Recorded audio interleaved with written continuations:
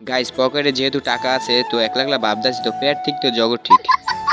তাই তো ভাবনা চিন্তা না করে আইসে বললাম পোলের সামনে। ভাবতেছেন যে কোথায় যাইতেছি, বাবার কোনো চিন্তা নাই, যাইতেছি সিটাং রোড। দাঁড়াইতে না দাঁড়াইতে অটোওয়ালা মামা এলো বুলেটের গতিতে টাইন না। অটোতে উঠে দেখি মামার ছাদে নাই কোনো মাল। মামারে বললাম তুমি ব্যবহার করো না কোনো তেল। মামায় বলে সব তেল ব্যবহার করা শেষ। আমি বলি কেরাসিন তেলটা একটু ট্রাই করে দেখেন। মামাই ঠেলা গাড়ির মতন টান দিয়ে এসে বললো সিটাং রোড। মামাই বললো সামনে যাম, সামনে আর যান যাবো না। তাই তো হাঁটতে হাঁটতে এসে বললাম সিটাং রোড বাজারে। বাজারে আইসা হয়ে গেল পেটু বাইল লাগে দেখা করার শেষে এক মামাই দেখে বেঁচে আগুন পান। লোভ সামলাইতে না পাইরা লইলাম একটা আগুন পান লইয়া দিলাম মায়ের। হাঁটার পথে বাস মামারা করলো টানাটানি। বাস মামাকে নিয়ে বানাই নিলাম একটা ছন্দ। বাস মামারা তোমরা যতই করো টানাটানি, যাইবো না তোমাদের বাড়ি।